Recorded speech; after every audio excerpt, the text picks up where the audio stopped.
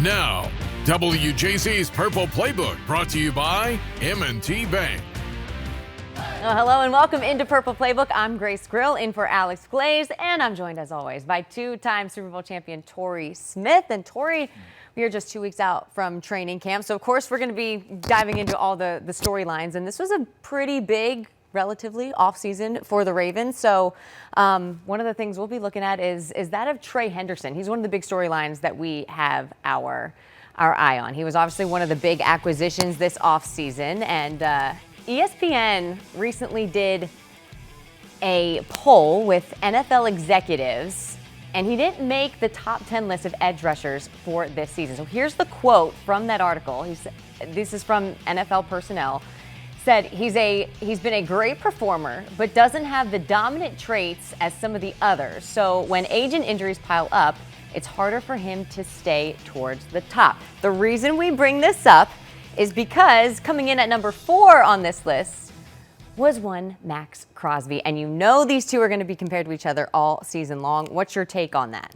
Yeah, I think it's a fair take in terms of him not being in the top 10 when you talk about the guys that they have there. But the thing about rankings they're all subjective, right? Just because someone doesn't have you in the top 10 doesn't mean that your performance or your production can't be number 1. Mm-hmm. And I think he has the ability to perform at an extremely high level. I think he's a great signing. I still feel that way. But when you talk about some of the other guys on that list, I understand what they're talking about athletically. But just because someone's more athletic, they like to say in the scouting world, what's your superpower, right? Some of those guys are explosive, right? It might be their strength. I think Trey's more of a balanced type guy. He doesn't pop off the screen when it comes to just being explosive like a Maxx Crosby or some of those type pass rushers, but his production's the same, right, when it comes to getting after the quarterback. So I think it's one of those things, again, as fuel for him when they talk about age, when they talk about injuries, and they talk about all the reasons why he shouldn't have been paid. So the Ravens weren't the only team lining up to pay him. So he's a guy that has a great season to look forward to, but even more pressure from the outside, and for him to have the opportunity to prove people wrong. I'm excited for him. Well, and real quick, just to name a couple on that list. Obviously, Maxx Crosby coming in at 4. Myles Garrett tops the list. Micah Parsons, Will Anderson Jr., Aiden Hutchinson, Danielle Hunter, T.J. Watt, Nick Bosa, Brian Burns, Nick Bonito, and I went read through that list. It's tough to compete with that. Like, those guys are absolute dogs, and it doesn't mean because he's 11th that he's terrible. Those guys are freakishly good athletes. I've had the opportunity to play against a bunch of them and played with. I remember when Brian Burns was drafted to Carolina. So these are guys that are extremely talented, super athletic, and you look at it, it's like, man, these guys, you can see what makes them great year in, year out. Trey's been dealing with some injuries that are probably the biggest reason as to why they don't have him in the top 10. And I was going to say, I think that was a fair assessment from the people who contributed to that article, just because he played in just 7 games last year for Cincinnati. So that is going to be something. But this is an area that Baltimore clearly needed to address because of the lack of pass rush that they had last year. So you need him to perform. But do you think it's fair to be comparing him to the output of Maxx Crosby? But I think you're always going to get that, especially now, right? Because of how everything happened. Those two are tied together for life, unfortunately.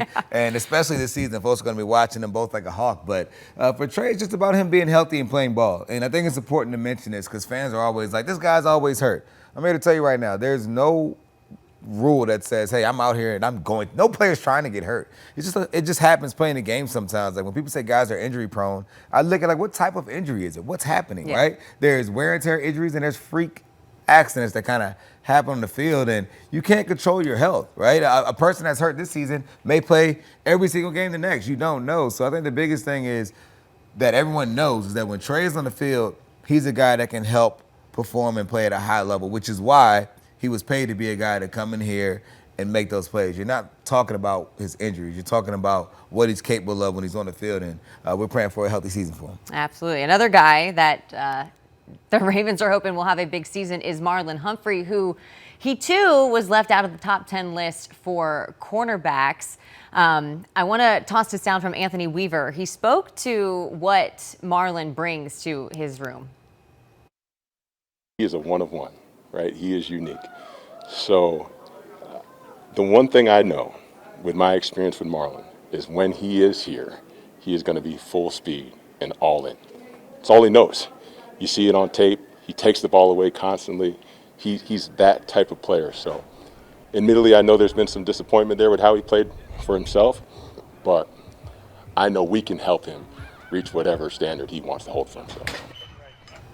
Obviously, this is a player that's had an impact on the Ravens defense for quite a while. He's the longest tenured Raven behind Ronnie Stanley. He's entering his last year with the Ravens. This is a big year for him. Oh, yeah, and he's an excellent football player. I think he catches a lot of heat sometimes when it comes to the performance. And did he play at the highest level? Absolutely not. But he's a player that you need on your team and you want on your team because he can ball out.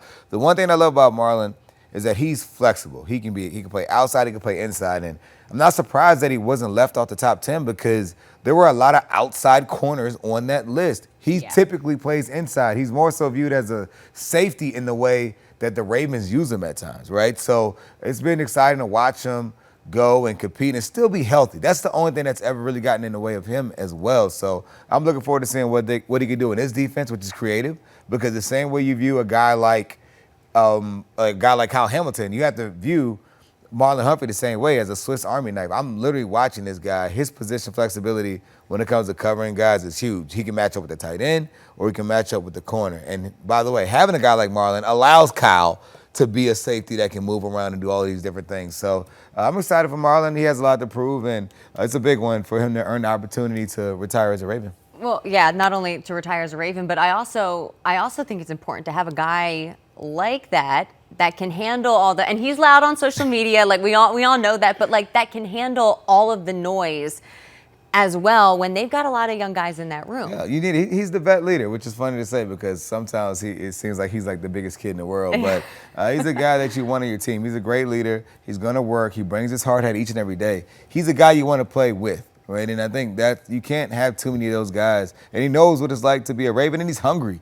Right, that's the biggest thing. You have a team full of hungry dogs, and they're led by some of the vets. A guy like Marlon, you can't replace him in this team. You need him to be out there to be at his best, and it's going to be essential for him to help lead that unit.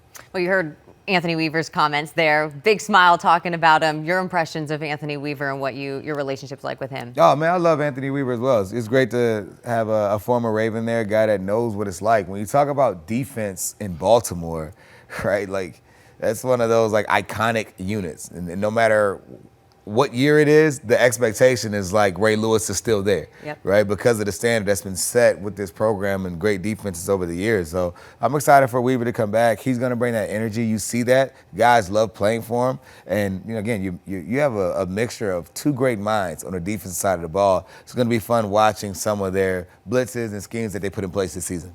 Absolutely. All right, well, coming up, we're going to talk about the biggest storylines, more of the biggest storylines we will be watching in training camp. Plus, do the Ravens need to add to the wide receiver room? That's coming up next on Purple Playbook.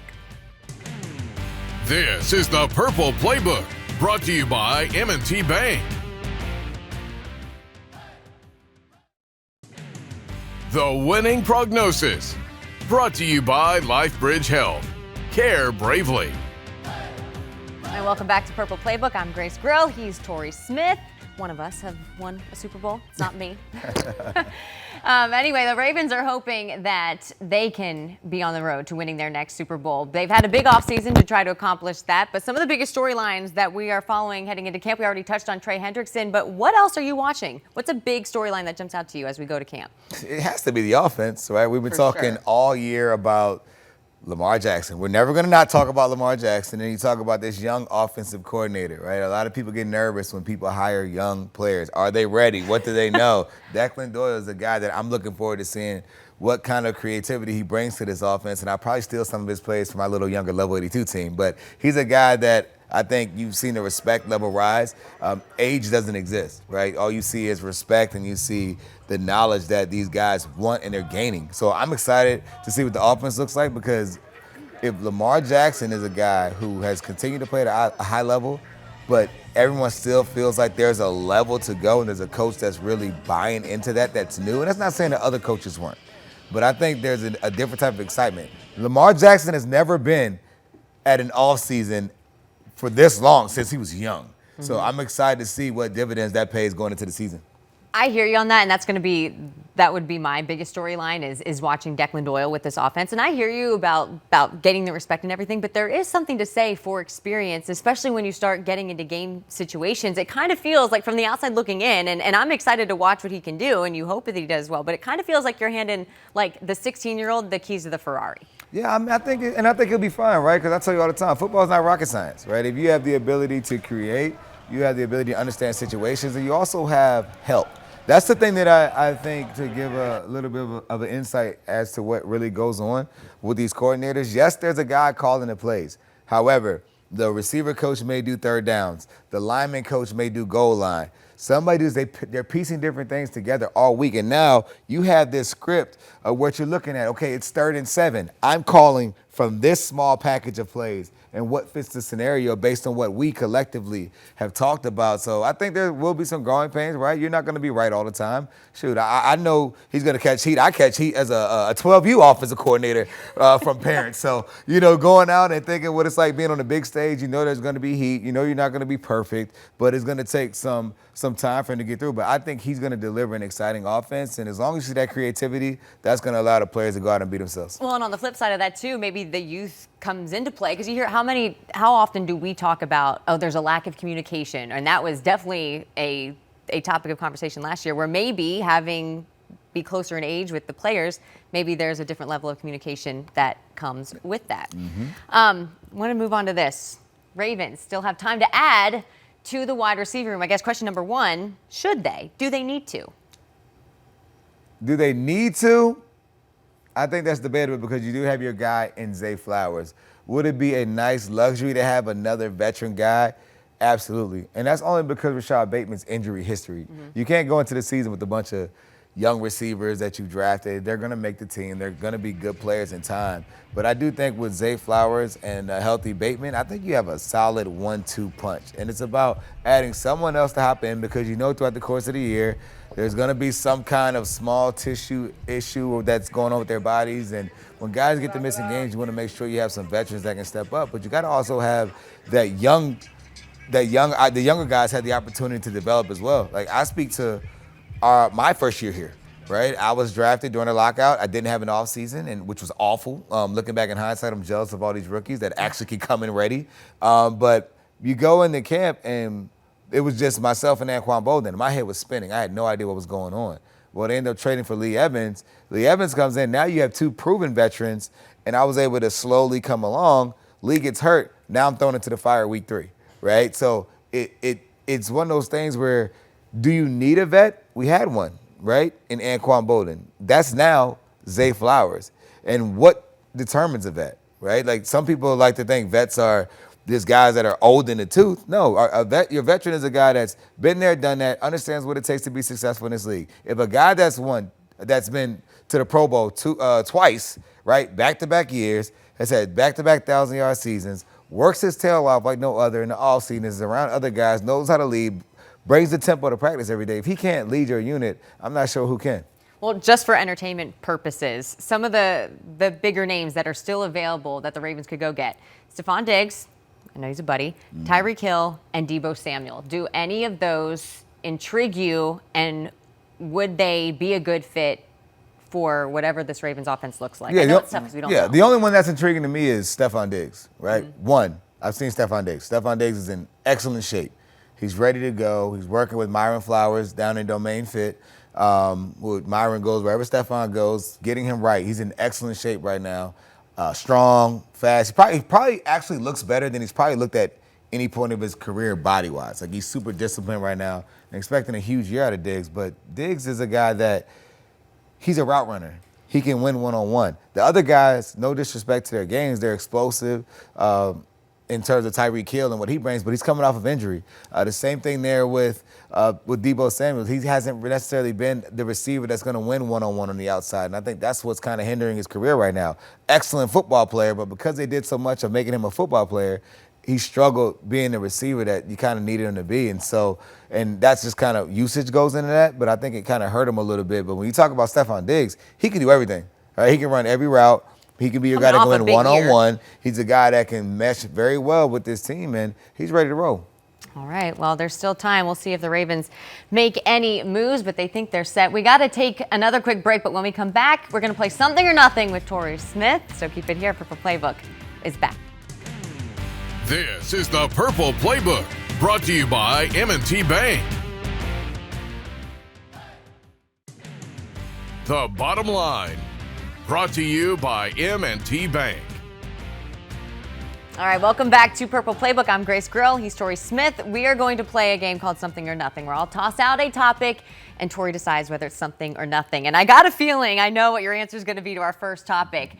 College fantasy football has now joined the chat. It's on the smaller platforms. I believe it's just with Yahoo Sports, but something or nothing.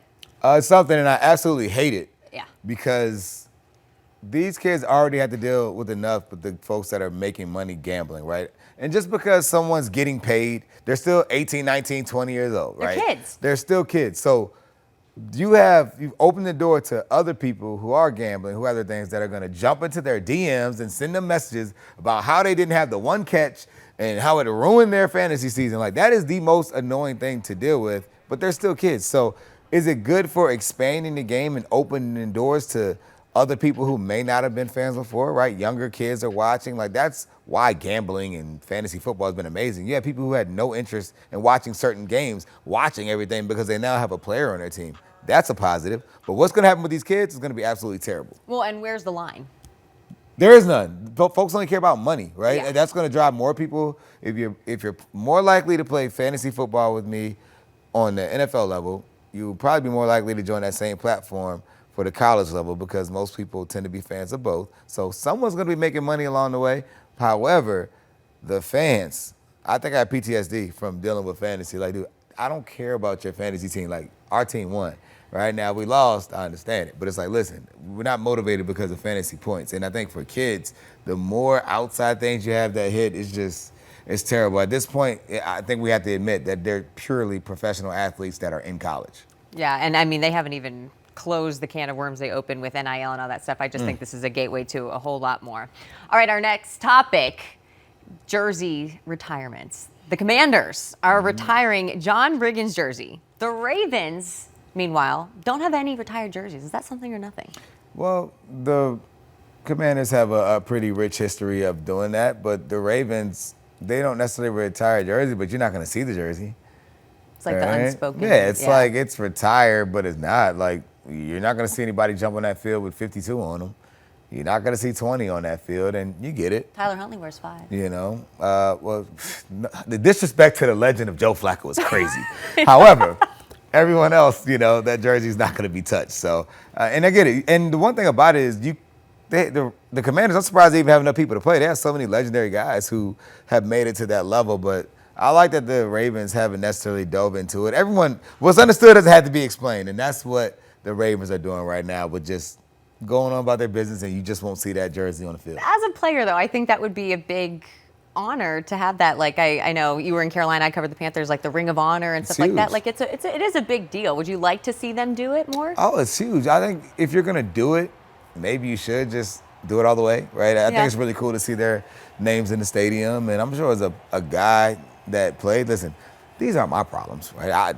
I wasn't good enough to do that. However, if I had the opportunity to know that, hey, like, no one's going to wear this jersey number because of me. I mean, look what's happening with the Miami Heat right now. Tim Hardaway, his 10 is up in the Raptors for the Miami Heat. His son just signed there, Tim Hardaway Jr., and he's not going to let his son wear his number because he said that was his number. So I think it's really cool that, you know, some teams honor it, and it does mean a lot to the guys who put their blood, sweat, and tears in there, but it's also not the end of the world. The jersey, you will not see 52, 55, or 20 worn out here. I think it'd be pretty cool to have a retirement party for Ray Lewis and all the greats. I mean, they got everything. It would be epic. It would be cool. It would be cool. They did that once, but I mean, how many great guys? Like, they're not going to have any numbers. Yondu. We got a bunch of Hall of Famers just popping out. I do think the opposite to that is, too, is then, like, it is a way for other guys to honor the players that came before, too. Although I never liked it when LeBron wore 23 because of Michael. See, you can't be, you got to be one way. Can't be all the way now. Got to be. You got to be both sides. You playing both sides right now. We got to be clear. Got to be clear. All right, we got to take one more quick break, but we'll come back and wrap up the show after this. This is the Purple Playbook, brought to you by M&T Bank. Now, WJC's Purple Playbook, brought to you by M&T Bank. All right, so we went to break, and I was so invested in the jersey number conversation, and I had never heard the story about how you got 82 in Baltimore, but you said you didn't get an option. Yeah, I got bullied into wearing number 82 because I wore it at Maryland, which had no ties to me. I literally just wore it because I said, whatever number I play in, I'm going to stay in it. And so I got in the game. I had 82 on. I was like, I'm not going to switch. But Chad still was like, hey, everyone in Maryland knows you as 82, so you're going to wear 82. So I was like, all right, whatever. So stuck with 82. I don't know if you're a Swiftie, but they're into adding numbers up to equal something. So 8 + 2 is 10. It gets you close to 11. I guess so. I wore 10 one year, my freshman year of high school on varsity. First time I played varsity, I wore 10. There you go. All right. Well, you've also got some exciting stuff going on. You've recently launched a YouTube channel Oh, with yeah, your we've been kiddos. having fun. Yeah, we've been having fun on YouTube. We do a lot of stuff with Level 82, and we do a lot of adventurous stuff. So we've been documenting it, having fun, a whole lot of fishing. So you can head on over, check it out, Torrey Smith on YouTube. That's the @ just Torrey Smith? Torrey Smith, catching up with the Smiths. It's fun. We also have one with Level 82. So if you like sports stuff, we got a little of everything. I have a really cool thing coming next week. I'll No tell you tease? about that. Can't tell you any tease. You just got to tune in next week to find out. With your kiddos, and they're all over it, right? All over, but it's even bigger than my kids. It's pretty cool. The kiddos that got no fireworks on the 4th of July. They weren't listening right, so hey, we don't spoil kids over here. All right, Torrey. Well, that will do it for us on Purple Playbook. As always, thank you for joining us. Thank you for joining us, and we'll see you back here next week. Have a great one.